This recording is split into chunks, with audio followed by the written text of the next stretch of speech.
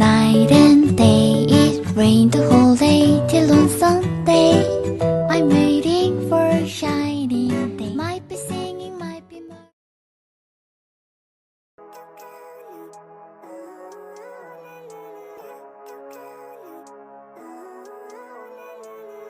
living life every day, late at night, not okay. All I want, and I pray, all I need are some better days. Fuck me, I'm looking in the mirror, so foggy, but I've never seen clearer. I don't really think anyone can save me, and honestly, I'm not really sure I want saving. I like to be and everything, see you in the next life, have to be a better me. I don't think that my head's on straight, gotta flip it and grip it and go and get an x-ray. What's wrong with me? I just feel weight pushing on my chest and it squeezes till I suffocate. Better change my mindset, meditate. It's pretty cool that I'm alive and have better days. I could walk, see, hear, I should celebrate. Think I could change my mind, maybe elevate. Living life, every day, late at night, not okay. All I want, and I pray, all I need are some better days.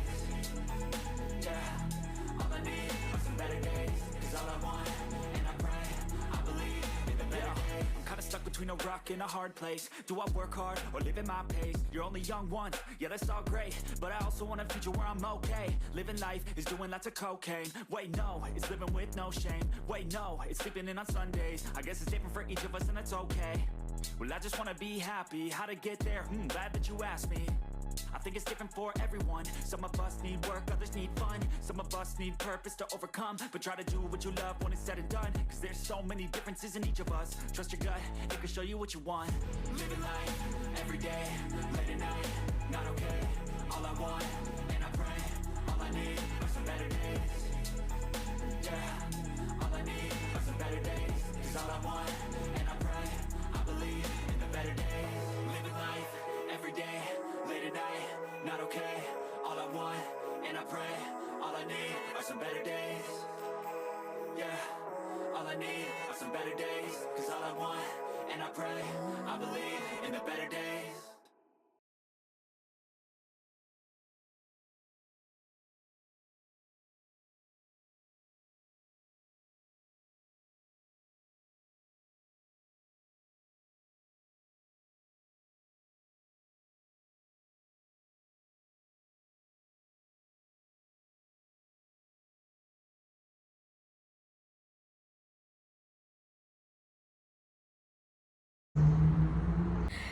Guys, good morning and welcome back to our vlog. It's happy Sunday. Sunday na malamig, na mainit, pero nag-heat-tech na lang ako sa loob para hindi na ako magdala ng jacket. Kasi hanggang hapon pa naman medyo daw ganito yung weather. Naisipan namin mag-vlog, maisama kayo for weekend namin. Ngayong Sunday, mag-church muna kami sa lahat ng lakad namin and more update ngayong weekend. I-update ko kayo. Yung mga unang clip ko, yun ang yung mga ginawa ko noon Saturday. Talagang nag-focus ako maglinis, magpahinga, and si Sweetie naman overtime sa office. And then samahan nyo kami dala sa far Sunday. So let's go guys. Church muna tayo. That is the first na dapat natin gawin.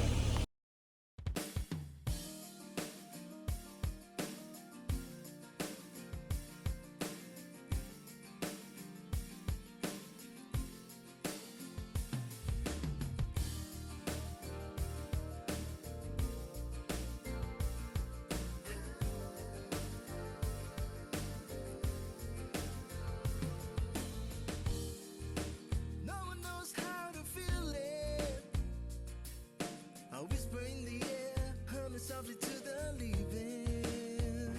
It's Sweetie. In the church. Dito kay Hans. Dito kami yung kasabag ko. Shining on speeds of mine, but so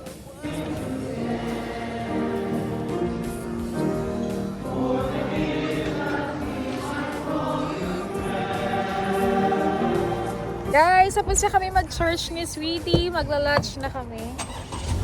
So, let's go guys. So, init today. I'll lay down in your arms, and there's where I wanna be forever.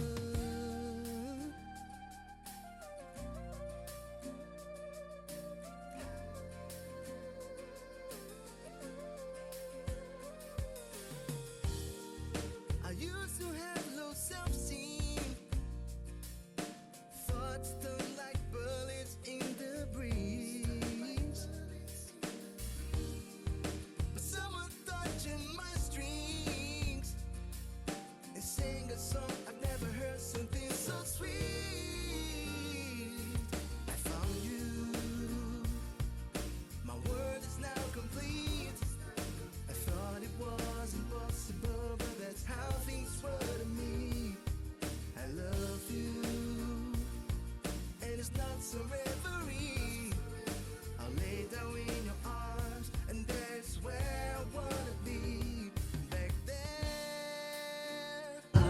na kami ni Sweetie. Nag-grocery na kami.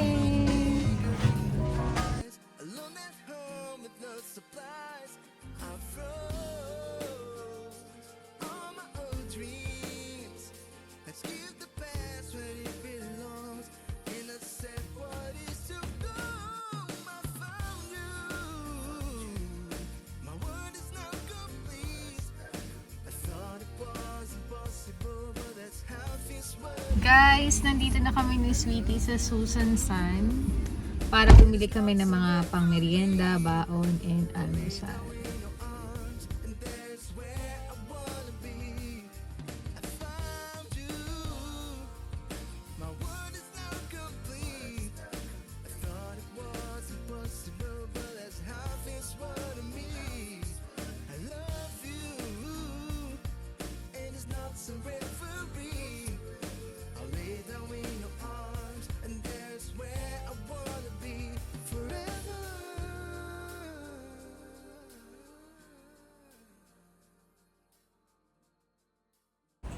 Guys, welcome back to our vlog. Nandito na tayo sa Costco. Nagpapagasolina lang si Sweetie. After that, papasok tayo sa Costco para bumili ng mga ilang pasabay na paninda, ilang pasalubong, and then baka may mga personal kaming bibilhin. Kasi hindi naman masyado na kami magbibili. Basta yung order lang din talaga. And magpipictures ako na pwede kong i-post sa aking pasabay. At makikita yan sa group chat and Facebook namin sa mga gustong umorder dyan sa Pilipinas. So, medyo maganda yung weather. And siguro maya uwi na kami. At ipakita ko, i-haul ko yung mga nabili namin. So, see you guys later.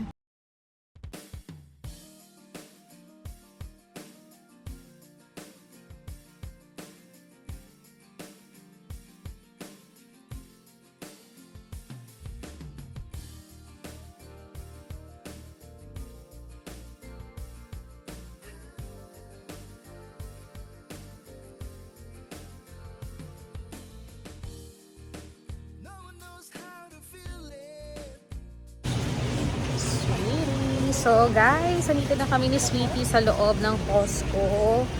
Bibili lang kami ng mga orders, silang pasalubong, at saka yung mga pwedeng picturean para i-order namin sa pasabay. Where? Sige. And layer. So, balikan ko kayo guys.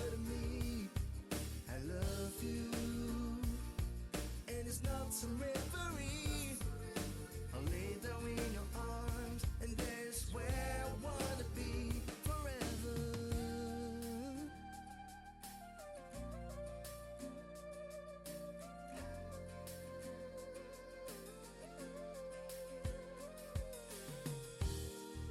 I used to have low self-esteem.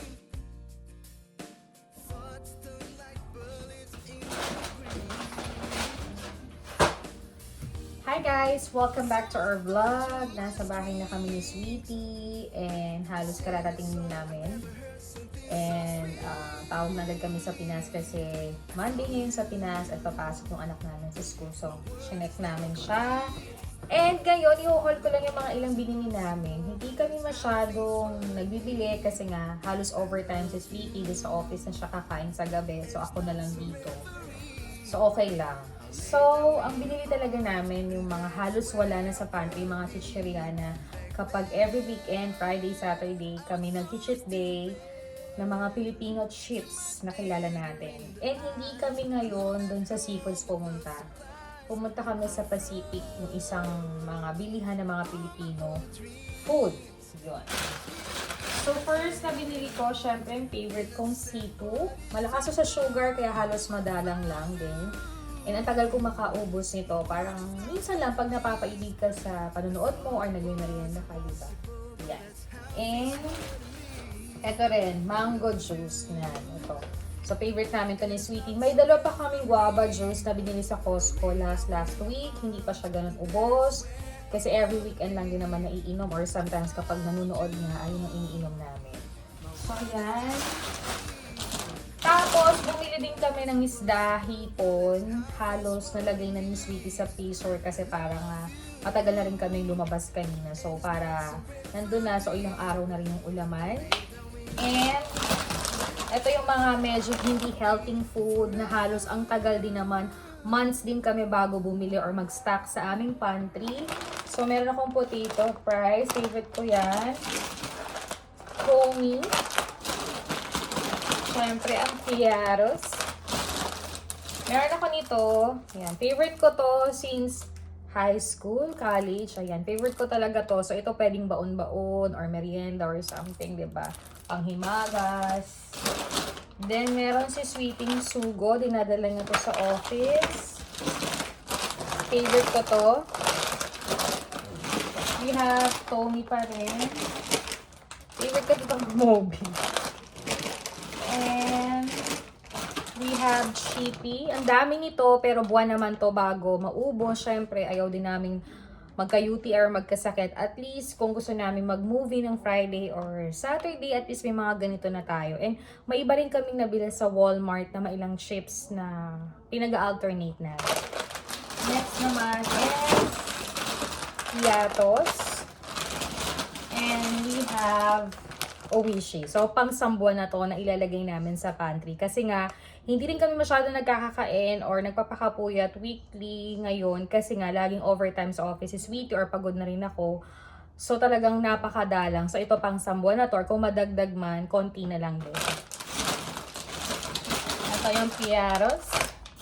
And, alam mo dun sa seafoods, wala nang ganitong UFC ketchup. Dahil nawala nga yung mga UFC ketchup, Mantomas. I don't know. Bago kami umuwi ng Pilipinas last December, halos nawala na yon. At plano nga namin magdala nito before, pero nakalimutan. O, nagdala yata kami noon, tapos nakapagluto na kami spaghetti. So, nung pumunta kami sa Pacific na isang bilihan ng mga Pilipino, nakabili kami. So, plano namin mag-spaghetti. Maybe next week pagkatapos ng overtime ni Sweetie. Ayan, nakabili na tayo, guys. At dahil nga every Friday, alternate yung fish fillet ko or yung isang isda na binabad sa suka. Bangus o kaya tuyo. Yung mga ginagamit ko kasi nga, mahal na araw. Bawal hindi ako talaga nakain ng karne tuwing Friday. So, yun. Tapos, bumili lang. Kasi meron pa naman kaming ligo dyan, pero mahanghang siya. So, eto, nagdagdag ako ng isa. Tapos, meron pa rin din kami dyang, tuna. At may fish fillet pa rin kaming natira na binili namin sa Costco. So, every Friday, yun ang ina-alternate namin. Or minsan nga, kagaya ng Friday, napakita nyo naman sa vlog na eto yung pictures namin. Kumain kami sa crab restaurant na nag-seafood kami kasi bawal nga ang karne nung araw na yon. Tapos, pag minsan talaga, pag kami nakakalabas pag Friday, bumibili ng mga pasabay business namin, pupunta kaming McDo or ibang restaurant talaga na may fish fillet sandwich. So, talagang very disciplined kami ni Sweetie dyan. At siguro yun ang kinagis ka na namin bilang Katoliko talaga. And malapit na talaga ang Holy Week at we planning to have visit iglesia sa 7 simbahan.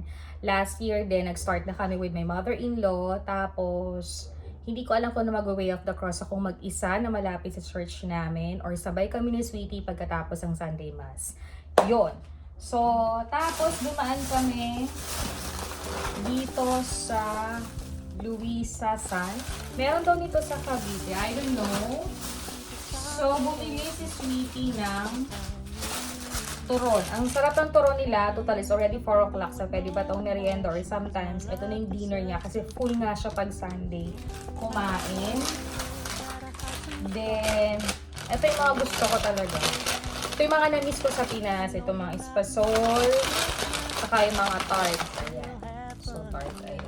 And then, favorite ko rin tong caramel cashew bar. Ayan, sarap. So, ito pwedeng merienda, almusal, or whatever. Ang sarap ng mga tinapay doon. So, ito pa. Then, alam mo, ang sarap din nung kanilang lumpiang gulay doon. At ang sarap din ng suka nila. So, ano pa ba? Ito yung dinayo ko rin sa kanila. I have this one. Pwede din siyang pambaon at pang merienda. Cupcake. Medyo konti lang yung binili ko kasi ang dami ko pa rin naman para halos maubos siya. Huwag tayong maging takaw mata or aksaya ng pera, no? So, bumili ako ng Yema cake. Ayan. So, first time kong kakainin ito dito, dun kami bumili. Kasi bumibili ako ng parang Yema cake na to dun sa seafood. So, sa bakery nila. So, try naman natin to. Tapos, hindi ako bumili ng macaroni salad ngayon. Maybe next time na lang pagbalik namin. Kasi nga, ang dami ng pagkain. So, kailangan maubos ko muna. And sometimes kasi kumakain lang si Sweetie every weekend kasi nga sobrang busy siya sa office dahil free food sila doon. So, yan ang yung mga nabili namin. Halos. Kasi may mga ulam pa naman, may dilata pa naman. And gaya kayong kumain kami sa Pinay, ito yung picture namin, ayan. So, Filipino food siya. So, nag-take away kami ng food para ngayong gabi at saka bukas. So, init-init na lang siya. Tapos, luto ng mga binili namin isda. Meron pa naman kaming chicken dyan. May hipon pa. And then, marami pang food na kailangang ubusin para sa ganun mas mabudget natin at hindi tayo aksaya na aksaya, diba?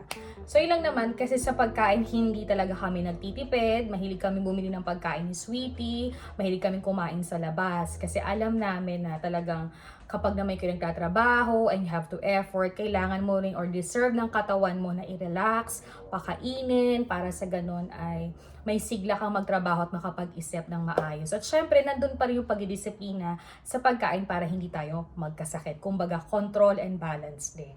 Yun lang nangyari sa amin the rest of Friday na napakita ko sa inyo.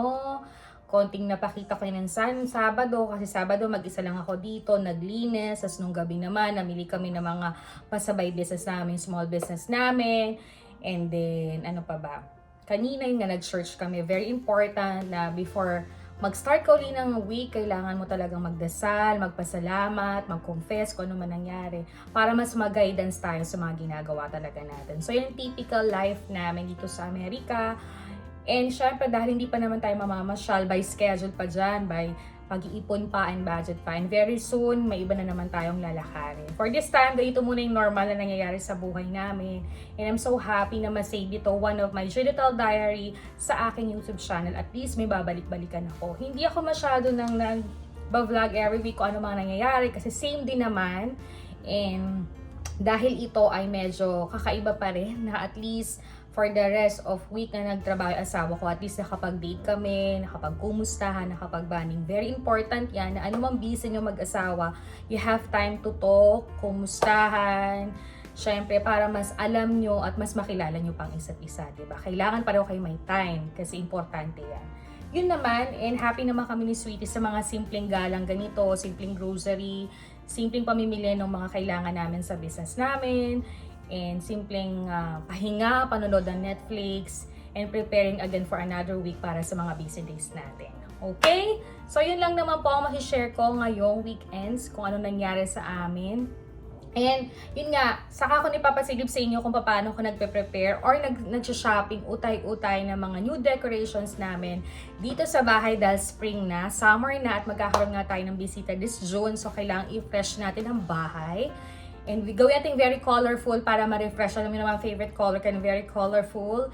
And syempre, yung mga ilang pamimili namin para sa aming konting renovation sa family house namin sa Pilipinas na halos 80% na matatapos na, and we pray this year matapos siya para pag uwi namin makapag-blessing na tayo, and another achievement na naman natin yan. Kaya every time we work hard, ano man yung achievement na meron tayo, maliit o malaki, we have to be thankful and blessed kasi talagang may mga pangarap tayong natutupad, diba?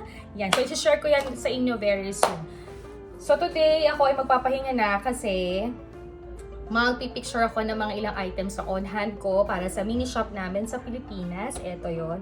Maraming salamat po sa mga pumupunta, bumibili online, bumibisita sa mini shop namin. Hopefully, ma-arrange namin yan para maging mukhang shop na talaga yan. And sa mga masang-masang paninda ko, pinipilit kong makahanap talaga ng mga bagsak presyo dito sa Amerika or sa Bangkok, Thailand para sa ganun mas marami pa kayong pagpilian at bilhin. And talaga nag-iipon na ako ng ilang items para before Christmas, mapadala ko lahat sa Pilipinas, mas marami kayong mabili, pang regalo, at mas ma-enjoy natin na talagang kumita ang ating mini business sa Pilipinas. So yun nga, nagbili uli ako ng mga bags kahapon. Eto siya. O, diba? So, yan. Yung mga bags na yung panininda ko. And actually, yung cargo, back 7 na yung bubuksan natin. Diba? Isipin mo, the middle of April, back 7 na tayo. So, hahato tayo this year para mas marami tayong masave at, mas marami pa tayong magawa in the near future talaga. Pray lang, positive lang, and manifest lang natin ng lahat, diba? Kasi itong box 6 na to, pipick upin na to, maybe this week, para makaalis na siya at makarating na siya na Pilipinas. Ayan. So, diba? Lahat ginagawa ko yung mura para sa gano'n naman, hindi rin mahirapan yung mga customer namin. Diba? Yun naman. So, si Sweetie nagpapahinga na siya. And ako, ayusin ko na yung pantry. Total kahapon, nalinis ko na yung pantry. So, ilalagay ko na lang siya. And yun na, magpapahinga na ako. Baka manonood muna ako ng movie para makapag-relax yung katawan ko bago ko isingit yung mga small business ko. So guys, sana po ay nag-enjoy din kayo sa weekend ninyo with your family, friends, loved ones. Ayun. So wag natin kalimutan magpahinga. Importante yan bago tayo sumabak sa mga busy days natin kasi importante na talagang relax, malusog tayo para sa ganun mas magawa pa natin ng lahat. Ulit-ulit ko yan sa aking vlog. Iba pa rin. And syempre wag natin kalimutan mag-pray or magsimba. Importante yan. It depends naman sinishare ko lang to based of my experience or regular life na ginagawa talaga namin dito sa Amerika. So guys, thank you for watching my vlog. Don't forget to like, to share, to comment, and subscribe my channel. Hopefully, masundan ko na yung second part ng aking wedding diaries kasi yung aking coordinator na si Ate Erin, aking kaibigan, inaabangan na niya. Kaya sana hindi tayo maging busy this week para ma-vlog ko na siya at ma-save ko rin sa aking YouTube channel, one of my diary rin dito sa aking digital diary sa YouTube channel. So guys, thank you for watching my vlog. So ulitin ko po, God bless. Ingat po tayo palagi and see you again in my weekend vlog. Don't forget to subscribe. Bye guys!